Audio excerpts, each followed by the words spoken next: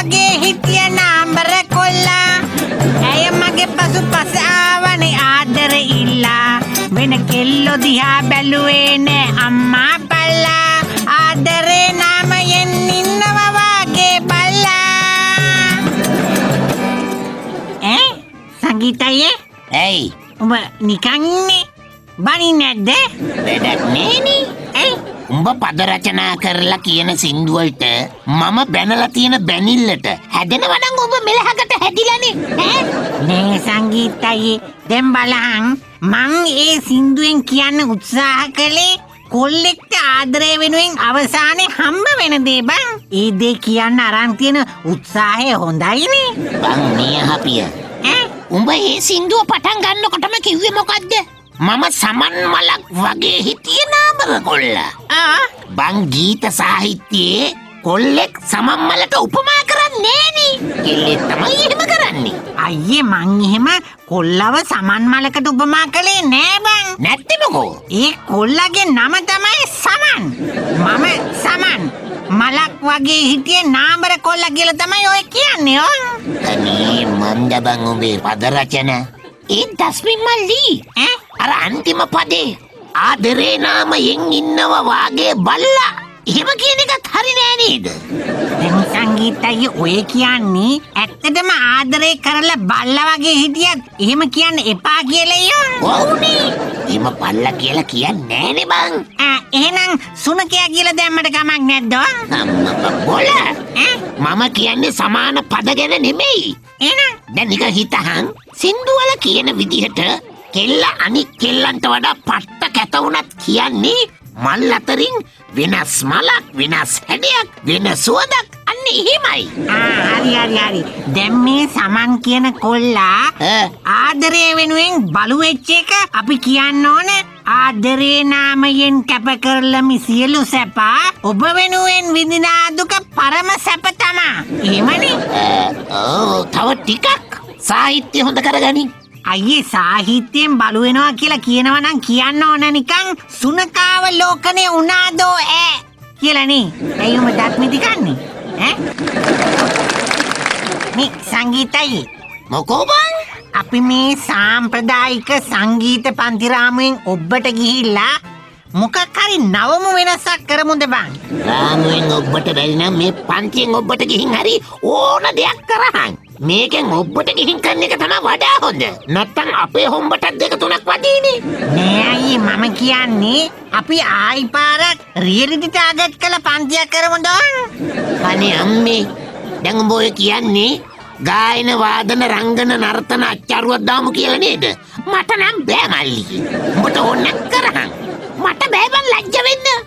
සංගීතයි අපිට ආයි අලුතෙන් ලැජ්ජ වෙන්න ඕනේ නෑ බං. ඔය ඇහෙන්නේ සද්දේ. Tikirilia Kaletarang Linda Regia Linda Watakara Kabargoya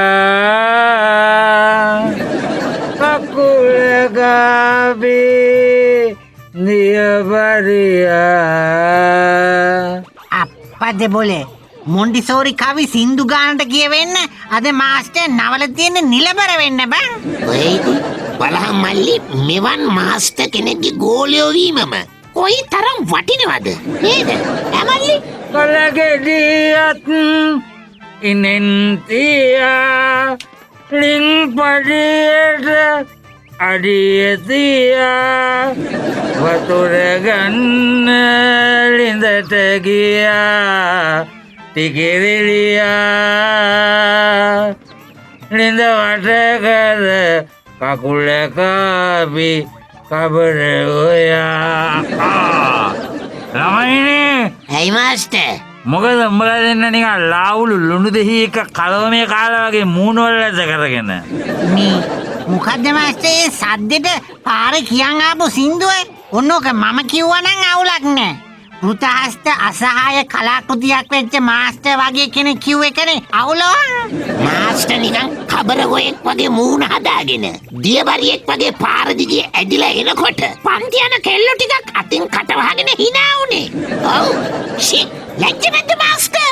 අනේ මේ ඵලයන් යන්න බං යම්කිසි කෙනෙක් යම්කිසි දෙයක් කියලා කුල්ල කුජීත වෙලා රෙදි නැති වෙලා ආයි එහෙම එකක් කිව්වේ නැති ගානට වෙන එකක් කියන්න පුළුවන් රටක් හදපු දේශපාලඥයින්ට පිනේ පින් සිද්ධ වෙන්න. ඒව කිසි ඉරිකිතක් ලැජ්ජාවක් නැතුව අහන් ඉන්න තරම් ඉවසීමක් තියෙන පොදු මහත් ජනතාවකුත් ඉන්න රටක අපි මොකට ආයි ලැජ්ජ වෙන්නද බං? යකෝ ඒ කතාවෙත් ඇත්තක් තියෙනවනේ. මේ ළමයිනේ මේ අපේ මේ සංගීත අසපුව නරකද මේ වසරෙත් නැවත වරක් නවමු වෙනසකින් සංගීත චිකිත්සකාගාරයක් වගේ ආරම්භ කළා නයි. ඒ කියන්නේ ඔය සංගීතානුසාරයෙන් රෝග සුව කරන්න වගේ. පට්ටේ මාස්ටර් පට්ටේ. නව වසරේ කමු වෙනස්ම කෑමක් ඕන්. හැබැයි අද කාලේ ඉන්න ඔක්කොම ෆුල් ඔප්ෂන්. ගිදරක පහක් ගත්තොත් 6ක් ලෙඩ ඕන්. අපිට වස්ත්‍ර ගණනාවක් වවාගෙන කෑවෑකි. ඔය ඉතින් චේතනාව හොඳ නෑනේ. 5 දෙනෙක් ඉන්න ගෙදරකින් 6 දෙනෙක්ගෙන් ගාන කපන්න කල්පනාව. අනේ උඹලා වගේ උම්බන්. හැබැයි මම හිතන් ඉන්නේ මේක සමාජ සත්කාරයක් විදියට කරන්න හොඳේ.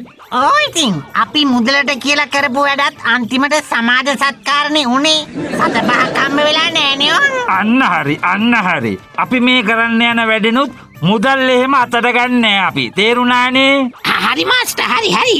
ඕක අලුතෙන් කියන්න ඕනේ නෑ. හැමදාම වගේ වැඩේ ඉවර වුණාම තෑන්ක්ස්. ඕක ඉතින් කියන්න දෙයක් නෑනේ අපි දන්නවනේ. ආබල්ලකෝ සමාජ සත්කාරවල සල්ලි අතට එහෙම එකපාරට ගන්න නැති වුණාට ඔය ආධාර පඳුරු ස්වරූපයෙන් ඒව ගන්නවා. තේරුණානේ? අන්න දැන් පැහැදිලිව තේරුණා මාස්ටර්. මාස්ටර් මේ දැන් අපේ මේ සංගීත අසපුවේ බෝඩ් එක කොයි ආකාරයෙන්ද වෙනස් වෙන්නේ? අන්න ඒක අපේ දස්වින් මල්ලිට කියන්නකෝ. මේම ඉතින් අපි වෙනස් જાතියක් ඉඳා වෙනස්ම එකක් දාන්න ඕනේ. අපි හොඳ නමක් නිකන් සප්තප්සුව සරණී සායනය වගේ එකක් දැම්මොත් මොකද බෝඩ් එකට? ෂේ දැනෙනවා මදිනේ මාස්ටර්. මේ මාස්ටර් නරකේ සප්තප්සුව නාරී සායනය වගේ දැම්මොත් ඒක අවුල්නේ. මේ එහෙනම් අපි young generation එක ටාගට් කරලා දාමුද පොඩ්ඩක් පොච් කරලා නමක්. The Music Health Care Center වගේ ඕන. all kind of music treatment කියලා යටින් දාමු. නම නෙමෙයි බම් මේකේ දැන් මේ සංගීත චිකිත්සාගාරයක් අපි දැම්මහම ඒකේ කරන ප්‍රතිකාර ක්‍රමත් ඔය බෝඩ් එකට දාන්න වෙයි නේද? ඒව අපි හිතන්න ඕනේ නෑනේ. අපි නර්ස්ලා ඇටෙන්ඩන්ස්ලා මාස්ටර් නේද මේකේ ડોක්ටර්. මාස්ටර් පේ ඒව හිතන්න ඕන.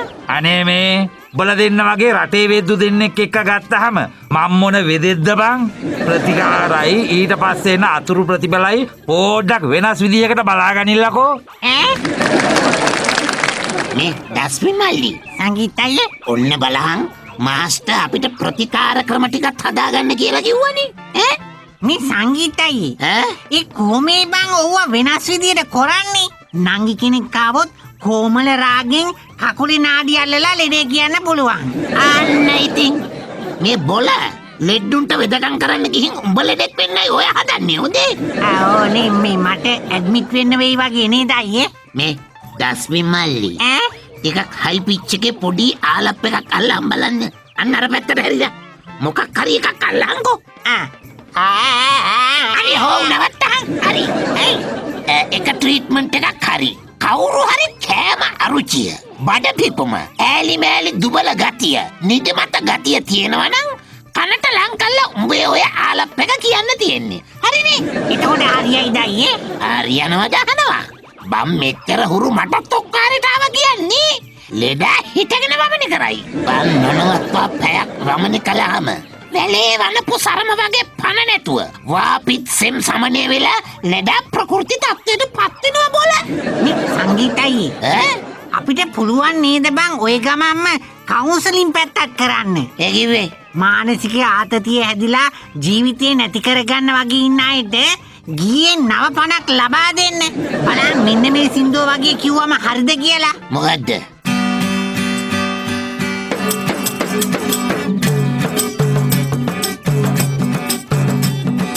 ආදර පිණි බින්දු වැටෙන පෙම්වස්සානේ දෙගොඩ තලා ගලාන යන පෙම් ගන්තීරේ ඔයයි මමයි පැද යන මේ පෙම් නෞකාවේ රුවල්ලිරි ගිලුනේ ඇයි ආදර නදියේ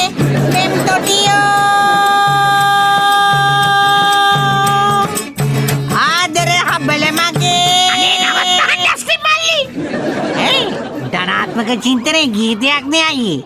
ජීවත් වෙන්න හිතෙන එකක් නෙවෙයිද? ඇත්තටම මල්ලි උඹේ ඔය සින්දුව ජීවිතේ එපා වෙච්ච කාට හරි ආයි ජීවත් වෙන්න හිතලා තියෙනවා නම් අන්න ඒකත් එපා වෙලා තමන්ගේ අතින් බෙල්ල මිරිකන් අන්තිම හුස්ම පොතත් වාතලයට මුසු කරගන්න තරම් සමත් ගීතයක් බොල ඔය දැන් කිව්වේ එහෙමද? නැතුව උඹට එහෙම හිතුනේ?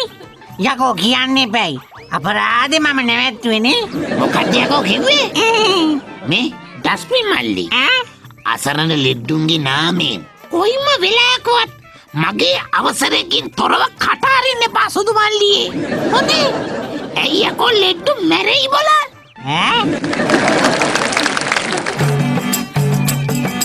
කිපුණතෙදු සමනය කර දෙන සුවය නව ජීවන උසුවයි මේ සප්තප්සරය. 89ක් රෝග නිවාරණයට ස්වර චිකිත්සාව. අන්න බුලි අපේ මාස්ටර් මොනවද බරටම උස්සන් එනවා බං? අයියේ ටිලින් සද්දයකුත් ඇහෙනවා බං. ඇහෙනවද? ඒ කියන්නේ අපේ මේ වැඩේ සාර්ථකව කරන්නේ කොහොමද කියලා සාකච්ඡා කරන්න යම්කිසි පානයක් ගේනවද දන්නෙත් නෑනේ. අනේ ඒවනම් හොඳයි ඉතින්. මෙව්වා ඉතින් හොඳ සිහියෙන් කරන්න පුළුවන් වැඩ නෙමෙයිනේ බං. මේ ළමයි මේ ඔන්න ඉතුරු වැඩ ටිකත් හරියේ. මං ගෙනාව හන්දියේ බෙහෙත් බඩු කඩෙන් තෙල් බෝතල් දෙහිකුයි අරිෂ්ට දෙහිකුයි. නැතිකමට ඉතින් අරිෂ්ට වුණත් හොඳා. මාත්‍රා වැඩි කරලා ගත්තම ලා කික් එකක් එනවනේ මාස්ටර්. බොනවා හැම නෙමෙයි මෙව්වා හොඳේ. ඈ? මේ බෝතල් වල තියෙන ලේබල් ටික පරිස්සමට ගලවලා මෙන්න මේ අපේ ලේබල් ටික අලවහල්ලා මොනවද මාස්ටර් අපේ ලේබල්? මේ තියෙන්නේ කොබලන්න කර්ණ රසායනී අරිෂ්ටය සවන මාධූර්ය පැණිය කන්පිනවනී චූර්ණය සම්භාවනී කල්කය ස්වභාවිත ගුලි. පට්ටනි මාස්ටර්. මාස්ටර් මම නම් කියන්නේ මේ නම් හරියන්නේ නෑ මාස්ටර්. බහිරවී තෛලය, බිලාවල් ක්වාත, ආචාවරී ගුගුල්. ඌව දැන් ෆ්‍රෙන්ඩ්ස් එක්ක කියන්නේ නෑනේ. පොෂ්ෂේව ටිකක් ඕන ගහනවා.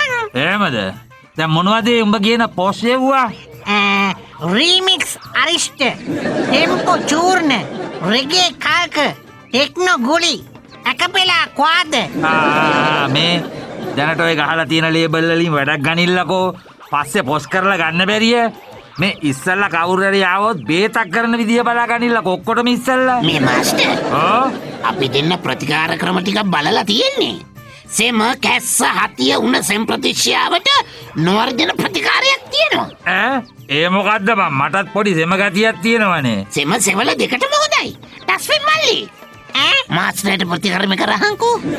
මාස්ටර් මේ ඇස්තියාගෙන මේ තබ්ලාවේ බොම් එකට ඔළුව තියාගෙන මේ බංකුවෙන් ඇලවෙලා ඉන්නකෝ. හරි අම්මේ. හරි ඇස්පියා ගන්න ඕනේ. හරි.